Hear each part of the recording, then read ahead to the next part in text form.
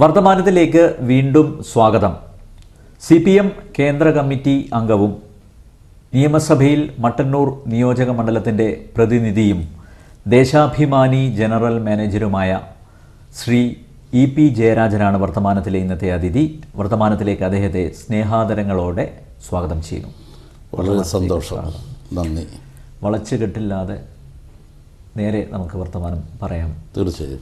1995 ഓടിക്കൊണ്ടിരുന്ന ട്രെയിനിൽ താങ്കളെ അപായപ്പെടുത്താൻ ശ്രമിച്ചതിന് പിന്നിൽ ആരാണ്? ഈ 95 ഏപ്രിൽ 12 സംഭവം. അതൊരു ആസൂത്രിതമായിട്ടുള്ളൊരു ആക്രമണമായിരുന്നു. അത് കണ്ണൂർ ജില്ല കമ്മ്യൂണിസ്റ്റ് പാർട്ടി മാർക്സിസ്റ്റിൻ്റെ നല്ല ഭോജന സ്വാധീനമുള്ള ഒരു ജില്ലയാണ്. ആ ജില്ലയിൽ UDF ഗവൺമെൻറ് അധികാരത്തിൽ വരുന്ന ഘട്ടങ്ങളിലെല്ലാം പാർട്ടിക്ക് നേരെ കടുത്ത ആക്രമണങ്ങൾ അഴിച്ചുകൊണ്ടിരുന്നു. അത് സ്ഥിരമായി അവിടെ കോൺഗ്രസ് പാർട്ടി ചെയ്തുകൊണ്ടിരിക്കുന്നൊരു പരിപാടിയായിരുന്നു. അത് പ്രധാനമായും പോലീസിൻ്റെയൊക്കെ സഹായത്തോടു കൂടിയിട്ടാണ് ഈ ആക്രമണങ്ങൾ അഴിച്ചുകൊള്ളുക.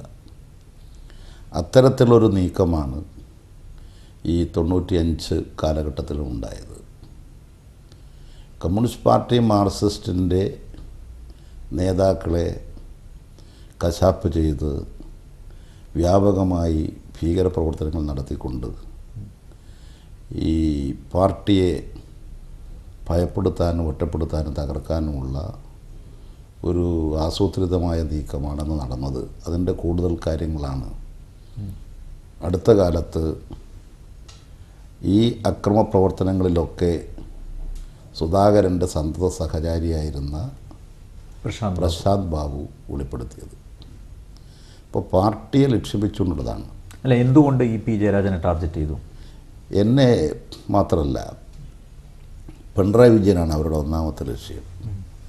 പിണറായി വിജയൻ, EP ജയരാജൻ, കോടിയേരി ബാലകൃഷ്ണൻ, ഈ 3 പേരിൽ ആരെങ്കിലും ഒരാളെ. ഞങ്ങളന്ന് കണ്ണൂർ ജില്ലയിൽ ഞാൻ പാർട്ടി ജില്ലാ സെക്രട്ടറിയാണ്. അപ്പോൾ ജില്ലയിലെ പാർട്ടിയുടെ പ്രധാനപ്പെട്ട 3 നേതാക്കളാണ്. അപ്പോൾ അതിലാരെങ്കിലും ഒരാളെ കൊലപ്പെടുത്തി ഒരു വല്ലാത്തൊരു ഭീകരത ഉണ്ടാക്കി അവിടെ പാർട്ടിയെ ദുർബലപ്പെടുത്താൻ വേണ്ടിയിട്ടുള്ള ഒരു ആസൂത്രിതമായ പരിപാടിയായിരുന്നു അത്. ഇതിൽ ഈ താങ്കളെ ആക്രമിച്ചത് 2 പേരായിരുന്നു, വിക്രം ചാലിൽ ശശി, അതുപോലെ പേട്ട ദിനേശൻ. 2 പേരെയും ശിക്ഷിച്ചു. ശശി മരണപ്പെട്ടു. ശിക്ഷിക്കപ്പെടുന്നതിന് മുമ്പ് തന്നെ മരണപ്പെട്ടു എന്ന് തോന്നുന്നു, അല്ലേ? മരണപ്പെട്ടു. ഇതിൻ്റെ ഈ ഗൂഢാലോചന പാർട്ട് ഇതുവരെ അന്വേഷിക്കപ്പെട്ടിട്ടില്ല. എനിക്ക് തോന്നുന്നു ഇപ്പോഴും അത് സുപ്രീം കോടതിയിലും ഹൈക്കോടതിയിലായിട്ട് കിടക്കുക.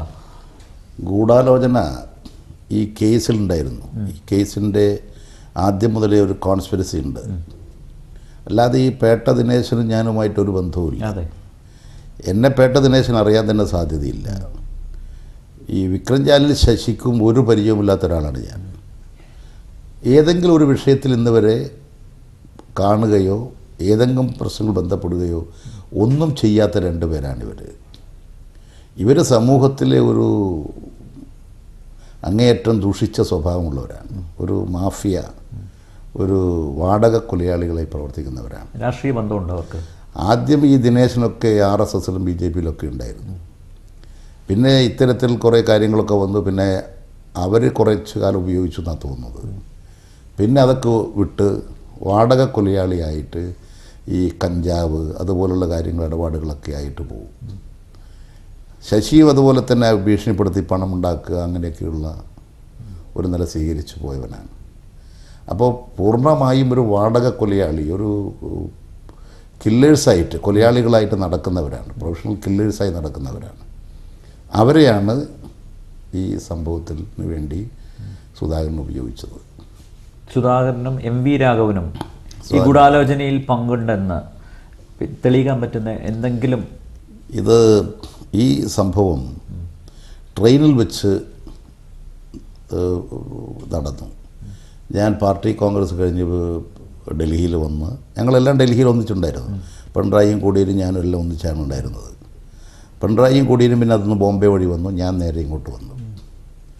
അപ്പോൾ ഞാൻ രാജധാനിയിൽ വന്ന് രാജധാനി എക്സ്പ്രസ്സിൽ ഈ 12-ാം തീയതി രാവിലെ ഒരു 10:30 മണിക്ക് വാഷ് ബേസിൻ്റെ അടുത്ത്, ഈ ക്യാബിൻ്റെ പുറത്തുള്ള വാഷ് ബേസിൻ്റെ അടുത്ത് മുഖം കഴുകാൻ വേണ്ടി പോയി. രാവിലെ മുഖം കഴുകുമ്പോഴാണ് തൊട്ട് പിന്നിൽ 0 റേഞ്ചിൽ നിന്ന് ഈ 2 പേര് വെടിവെക്കുന്നത്.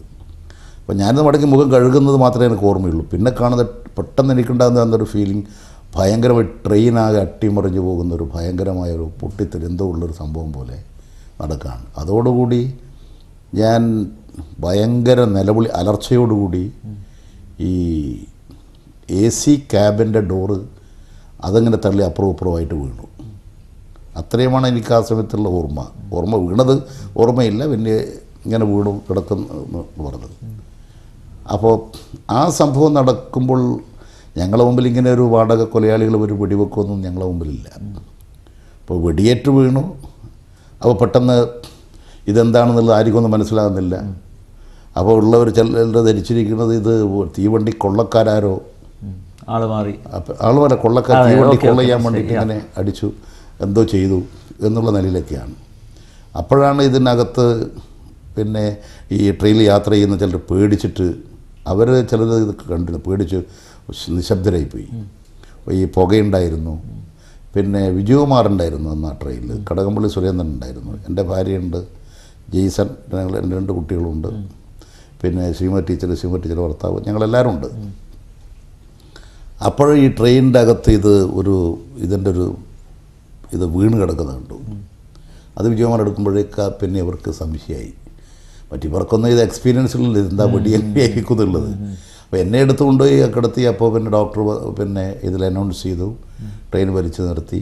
പിന്നെ പോലീസ് വന്ന് അവർ, അപ്പോൾ ആ സമയത്ത് ഇവിടുന്ന് എന്നിട്ട് നേരെ മദ്രാസിലേക്ക് പോകണമെന്ന് പറഞ്ഞു. അങ്ങനെ മദ്രാസിൽ ഹോസ്പിറ്റലിൽ കിടക്കുന്ന അവസരത്തിലാണ് ഈ 2 പേരെ പിടിച്ചു എന്നുള്ള വാർത്ത വരുന്നത്. പിടിച്ചപ്പോഴാദ്യം പറഞ്ഞത് 2 പേരും കണ്ണൂർ ജില്ലക്കാരാണ്. അപ്പോഴാണ് ഇത് കണ്ണൂർ ജില്ലയിൽ നിന്നുള്ള ആളുകൾ വന്ന് വെടിവെക്കണമെങ്കിൽ എന്തെങ്കിലും നടന്നിട്ടുണ്ടായിരിക്കണം. അപ്പോൾ പിന്നെയാണ് കാര്യങ്ങൾ മനസ്സിലാക്കുന്നത് MV രാഘവനും സുധാകരനും അയച്ചിട്ടുള്ള വാടക കൊലയാളികളാണെന്ന് അവർ പോലീസിന് മൊഴി നൽകിയിട്ടുണ്ട്. അതായത് ഇവരെ മദ്രാസ് പോലീസ് കസ്റ്റഡിയിലെടുത്ത് അപ്പോൾ തന്നെ ഇവർ പോലീസിൽ നിന്ന് അടി ഭയന്നിട്ട് അപ്പോൾ തന്നെ പറഞ്ഞു, നിങ്ങൾ ഞങ്ങളെ തല്ലാൻ പാടില്ല, ഞങ്ങളെ അയച്ചിരിക്കുന്നത് കേരളത്തിലെ മന്ത്രി പിന്നെ രാഘവനും കോൺഗ്രസ് നേതാവ് സുധാകരനുമാണ്.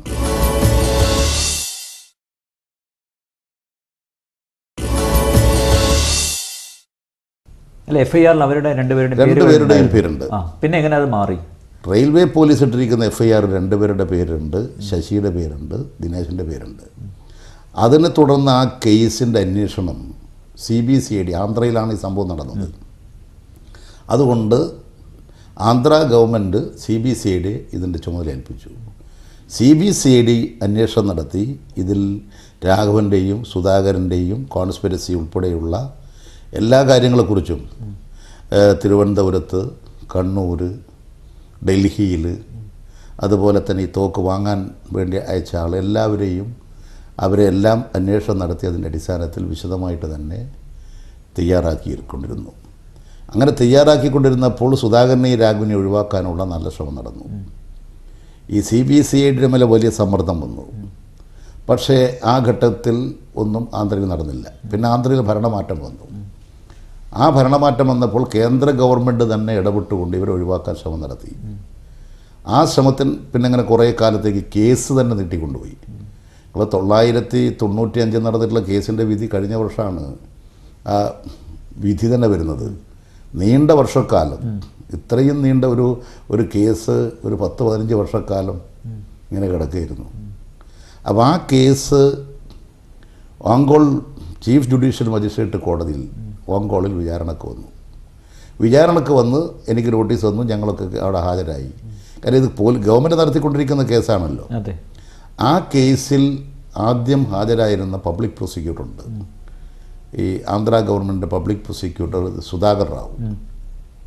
അദ്ദേഹത്തിൻ്റെ മേലെ സമ്മർദ്ദം ചെലുത്തി. പക്ഷേ അദ്ദേഹം ഈ കേസായിട്ടേ നടത്തി കൊണ്ടുപോകാൻ പറ്റൂ, ഒരു സ്വാധീനത്തിനും വഴങ്ങുന്ന ഒരു വക്കീലായിരുന്നില്ല. അതിൻ്റെ ഭാഗമായിട്ട് അദ്ദേഹത്തെ പബ്ലിക് പ്രോസിക്യൂട്ടർ സ്ഥാനത്ത് തന്നെ ഗവൺമെൻറ് മാറ്റി. അത് മാറ്റിയോടുകൂടി എൻ്റെ ഈ കേസിൻ്റെ കാര്യം അയാൾ പ്രത്യേക താല്പര്യമെടുത്തു. അദ്ദേഹം കോടതി നിരീക്ഷിക്കാനും അദ്ദേഹം ഈ കോടതിയിൽ ആവശ്യമായ നിയമോപദേശങ്ങളൊക്കെ തരുന്നതിന് വേണ്ടി തയ്യാറായി. പിന്നെ യഥാർത്ഥത്തിൽ ആ കേസിൽ എന്നെ ഏറ്റവും സഹായിച്ചത് സുധാകർ റാവുവാണ്. അപ്പോൾ പിന്നീട് വന്ന പബ്ലിക് പ്രോസിക്യൂട്ടർക്കും ഇതിൽ നിന്ന് പിന്നോട്ട് പോകാൻ സാധിക്കുന്നില്ല. അതായത് സുധാകർ റാവു പ്രൊസീഡ് ചെയ്തിട്ടുള്ള കാര്യങ്ങളൊന്നും പിന്നോട്ട് പോകാൻ പിന്നെ കഴിയില്ല. വിചാരണക്ക് കോടതിയിൽ വന്നപ്പോൾ അതിൽ ഈ ശശി ദിനേശൻ രണ്ട് പേരുടെ പേരിലുള്ള ചാർജ് ഷീറ്റാണ് ഫ്രെയിം ചെയ്ത് വന്നത്. രാഘവനും സുധാകരനെ കുറിച്ചും ഒരു കാര്യവും പറയുന്നില്ല, ഒഴിവാക്കിയെന്നും പറയുന്നില്ല, ഉണ്ടെന്നും പറയുന്നില്ല. നേരത്തെയുള്ള FIR CBCID ഇട്ടിരിക്കുന്ന FIR അതിലെല്ലാം ഇവരുടെ പേരുണ്ട്. ആ പേരുള്ള 2 പേരെക്കുറിച്ച് ഈ ഒരു ചാർജ് ഷീറ്റ് ഫ്രെയിം ചെയ്യുകയോ ഒന്നും പറയാത്തതല്ല. താങ്കൾ ചാലഞ്ച് ചെയ്തു. പിന്നെ അതിനെ കോടതിയിൽ ചാലഞ്ച് ചെയ്തു. അത് കോടതിയിൽ എൻ്റെ സാക്ഷിമൊഴി എടുത്തു.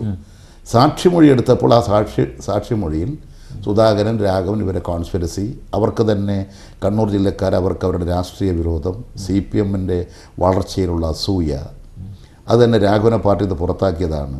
രാഘവനെ പാർട്ടിയിൽ നിന്ന് പുറത്താക്കിയപ്പോൾ രാഘവൻ അന്ന് പാർട്ടിക്കകത്ത് വലിയ സ്വാധീനം ചെലുത്താൻ കഴിയുമെന്നാണ് ധരിച്ചത്. പക്ഷേ കണ്ണൂരിൽ പോലും രാഘവൻ ഒന്നുമല്ലാതായി തീർന്നു. ഇതിലെല്ലാമുള്ള ശക്തമായിട്ടുള്ള വിരോധം ഞങ്ങളോട് രാഘവനുമുണ്ട്. കോൺഗ്രസിൻ്റെ രാഷ്ട്രീയ ലക്ഷ്യം, കോൺഗ്രസ്സിന് ഇതിൽ തന്നെ സുധാകരൻ ഇത്തരത്തിലുള്ള ഒരു സ്വഭാവക്കാരനാണ്. അപ്പോൾ രാഘവനും കൂടി ചേരുമ്പോൾ ഇത് നല്ല നിലയിൽ മൂർച്ഛിച്ചു വന്നു. അങ്ങനെയാണ് ഇത്തരമൊരു പരിപാടി അവർ ആലോചിച്ച് പ്ലാൻ ചെയ്ത് വന്നിട്ടുള്ളത്. അത് ഗൂഢാലോചന നടത്തിയിരുന്നു എന്ന് വളരെ പ്രകടമാണ്. എനിക്ക് ഇതിൻ്റെ ഗൂഢാലോചനയുടെ കാര്യങ്ങൾ തന്നെ ഈ കേസ് നടന്നുകൊണ്ടിരിക്കുന്ന അവസരത്തിൽ ഇവർ വെടിവെക്കാൻ ഉപയോഗിച്ചിരിക്കുന്ന തോക്ക് കണ്ണൂരിലൊരു സലീമിൻ്റെതായിരുന്നു. ആ തോക്ക് സലീമിൽ നിന്ന് വാങ്ങിയത് ഒരു അഴീക്കോട് മണ്ഡലം കോൺഗ്രസിൻ്റെ പ്രസിഡൻ്റായിരുന്നു. ഈ ഗ്രേറ്റ് മലബാർ വീഡിയോയുടെയൊക്കെ ഉടമയായിരുന്നു. അയാളും ഞാനുമായിട്ട് നല്ല ബന്ധമുള്ള ഒരാൾ, ജയകൃഷ്ണൻ. ആ ജയകൃഷ്ണനോടാണ് സുധാകരൻ പറയുന്നത്, ഇങ്ങനെ ഒരു ആവശ്യമുണ്ട്, ഒരു തോക്ക് വേണമായിരുന്നു തൽക്കാലത്തേക്കൊരു. അങ്ങനെയാണ് ഈ ജയകൃഷ്ണൻ ഈ തോക്ക് ഈ സലീമുമായിട്ട് വളരെയധികം അവർ ക്ലബിലൊക്കെ ഒന്നിച്ചു ചേരുന്നവരാണ്. ആ ബന്ധം ഉപയോഗിച്ച് അയാളുടെ ഉള്ളിൽ നിന്ന് ഈ തോക്ക് കൈവശപ്പെടുത്തുന്നത്. ഈ ആവശ്യത്തിനാണെന്ന് ജയകൃഷ്ണൻ അറിയില്ല. ഈ തോക്ക് വാങ്ങി അവർ എത്തിച്ചു കൊടുത്തു. ആ തോക്ക് വാങ്ങി എത്തിച്ചു കൊടുത്തപ്പോൾ ഈ വെടിവെപ്പ് നടന്നപ്പോഴാണ് ജയകൃഷ്ണൻ ഇതിനാണ് ഈ തോക്ക് വാങ്ങിയത് എന്ന് മനസ്സിലാക്കുന്നത്. അപ്പോൾ അത് വന്നപ്പോൾ അയാൾ വല്ലാതെ വിഷണ്ണനായി. അയാൾ തന്നെ പിന്നീട് അത് തുറന്നു പറഞ്ഞു. മജിസ്ട്രേറ്റിൻ്റെ മുമ്പാകെ ചെന്നിട്ട് അയാൾ സ്റ്റേറ്റ്മെൻറ്റ് കൊടുത്തു, മൊഴി കൊടുത്തു ഈ ജയകൃഷ്ണൻ. ഇത് മാത്രമല്ല, അയാൾ ചെയ്തിരിക്കുന്നത് ഞാൻ അവിടെ MLA ആയിരുന്ന സമയത്തൊക്കെ അടുത്ത് ഞങ്ങൾ പരിചയപ്പെട്ട് അയാൾ കോൺഗ്രസ് ആണെങ്കിൽ പോലും ഞങ്ങളൊക്കെ ആയിട്ട് അടുത്ത് ബന്ധപ്പെടുന്ന ഒരു ആളായിരുന്നു. അപ്പോൾ അങ്ങനെയൊക്കെ ഉള്ളത് കൊണ്ട് എന്നോട് വളരെയധികം ഒരു റെസ്പെക്റ്റ് ചെയ്യുന്നൊരു ആളായിരുന്നു. അവനിത് വല്ലാത്ത മാനസിക പ്രയാസം ഉണ്ടാക്കി. അവൻ ഈ മാനസിക പ്രയാസത്തിൽ നിന്ന് പറശ്ശിനി മടപ്പുരയിൽ പോയി 3 ദിവസം മറ്റേ ഈ ഭജന ഇരുന്നു, ഈ പ്രായശ്ചിത്തായി. അപ്പോൾ ഇത് തോക്ക് വാങ്ങി എന്നുള്ള കാര്യങ്ങളൊക്കെ വളരെ പ്രകടമായിട്ട് വന്നു. അപ്പോൾ ഓങ്കോൾ കോടതിയിൽ ഇവരെ ഒഴിവാക്കിക്കൊണ്ട് വന്നപ്പോൾ എന്നെ വിചാരണ ചെയ്തു. സാക്ഷി വിചാരണ തുടങ്ങിയപ്പോൾ തന്നെ കോടതി, അപ്പോൾ പബ്ലിക് പ്രോസിക്യൂട്ടർ തന്നെ പറഞ്ഞു, ഇത് ഈ മൊഴിയുടെ അടിസ്ഥാനത്തിലും FIRൻ്റെ അടിസ്ഥാനത്തിലും ഈ 2 പേര് മാത്രമല്ല, ഇവരെ 2 പേരെയും കൂട്ടിച്ചേർത്തുകൊണ്ട് ഇവരെ ഈ കേസിൽ എക്യൂസ്ഡാണ്, അവരെ കൂടി കേസിൽ പ്രതികളാക്കി ചേർക്കണമെന്ന് പറഞ്ഞു. അല്ല, താങ്കൾ പറയുന്നത് ശരിയാണെങ്കിൽ പിന്നെ എന്തിനാണ് ഇപ്പോൾ ഒരു പുനരന്വേഷണം? ഓൾറെഡി ഇവർക്കെതിരെ FIRലുണ്ട്, ഹൈക്കോടതിയിലും സുപ്രീം കോടതിയിലും കിടക്കുകയാണ്. ആ കേസ് അങ്ങ് പ്രൊസീഡ് ചെയ്താൽ പോരെ? ഈ കേസ് മാത്രമല്ല ഇപ്പോൾ ഉള്ളത്. എന്നെ വെടിവെക്കാനും വേണ്ടി ഗൂഢാലോചന നടത്തിയിട്ടുള്ള കേസുണ്ട്. ഇനി അതുമാത്രമല്ല, ആ കേസ് ഇവരെ ഒഴിവാക്കിയതിനെതിരായിട്ട് ഈ കേസിലെ 2 പ്രധാനപ്പെട്ട പ്രതികളെ കോടതി ശിക്ഷിച്ചു 18 വർഷക്കാലം. ആ കേസിൽ സ്ഥിരീകരിച്ചു കോടതി. അതിന് ഇപ്പോൾ പിന്നെ അപ്പീലൊന്നുമില്ല. ആ കേസിൽ കോൺസ്പിറസി ഉണ്ടെന്നുള്ള കാര്യം കോടതിയുടെ മുമ്പാകെ നിൽക്കുന്നു. അവരെ ഒഴിവാക്കാൻ പാടില്ല എന്നുള്ള നിലയിൽ ഞാൻ എൻ്റെ കേസ് തുടർന്നുകൊണ്ടിരിക്കുകയാണ്. അതിൻ്റെ മേലെ ഒരു കോടതിയുടെ ഒരു നിരീക്ഷണം ഇനി ഉണ്ടാകണം. ഇത് സംബന്ധിച്ചൊരു വിധി ഉണ്ടാകണം.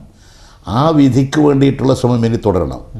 അതോടൊപ്പം തന്നെ ഞാൻ ഇതിനിടയിൽ ഈ സംഭവങ്ങളെല്ലാം പ്രധാനമായി നടന്നിട്ടുള്ളത് എല്ലാം മലയാളികളാണ്, കേരളക്കാരാണ്. ഇത് പിന്നെ തിരുവനന്തപുരം തൈക്കാട് ഗസ്റ്റ് ഹൗസിലും ഒക്കെയാണ് ഇതിൻ്റെ പല ആലോചനകളും പ്ലാനിങ് ഒക്കെ നടന്നത്. അപ്പോൾ ഇതൊക്കെ വെച്ചുകൊണ്ട് ഞാൻ ചീഫ് ജുഡീഷ്യൽ മജിസ്ട്രേറ്റ് കോടതി ഇവിടെ ട്രിവാൻഡ്രത്ത് ഞാനൊരു പ്രൈവറ്റ് കംപ്ലയിൻറ്റ് ഫയൽ ചെയ്തു. അതിൻ്റെ അടിസ്ഥാനത്തിൽ കോടതിയിൽ ഹാജരായി. കോടതി എൻ്റെ മൊഴിയെടുത്തു. ആ മൊഴിയുടെ അടിസ്ഥാനത്തിൽ തിരുവനന്തപുരം ചീഫ് ജുഡീഷ്യൽ മജിസ്ട്രേറ്റ് കോടതി പറഞ്ഞു ഇത് അന്വേഷിക്കണം, ഇതിൻ്റെ പേരിൽ അന്വേഷിക്കാൻ ഉത്തരവിട്ടു. അങ്ങനെ കേരള പോലീസ് ഒരു FIR ഇട്ടുകൊണ്ട് അന്വേഷണം ഇവിടെ നടത്തി. ആ FIR വന്നപ്പോൾ സുധാകരൻ രാഘവനും ഒരു കേസിന് ആന്ധ്രയിലൊരു FIR, ഇവിടെ ഒരു FIR എന്ന് പറഞ്ഞ് ഇതിനെതിരായിട്ട് കേസ് കൊടുത്തു. അത് കേരള ഹൈക്കോടതി ആ 2 FIR പാടില്ല എന്നുള്ള ലെവലിൽ തടഞ്ഞു. അതിനെ സംബന്ധിച്ചുള്ള കേസും തുടരുകയായിരുന്നു. ആ കേസ് ഇപ്പോൾ കോടതി ഈ തിരുവനന്തപുരത്തിട്ട FIR തടഞ്ഞിരിക്കുന്ന നടപടി കോടതി സ്റ്റേ ചെയ്തു. ഇപ്പോൾ അത് പ്രൊസീഡ് ചെയ്യാം.